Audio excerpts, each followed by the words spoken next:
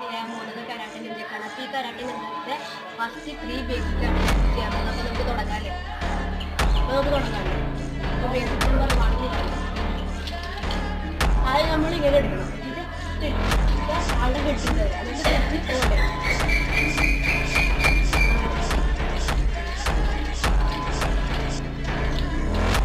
Basic number ചിലപ്പോൾ അറിയാം.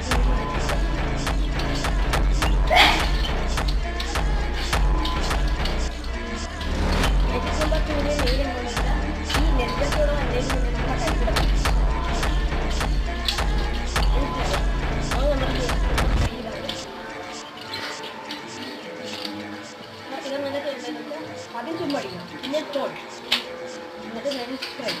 ഇത് 3 രീതിയിൽ ഇങ്ങനെ എന്ത് ചെയ്യുക.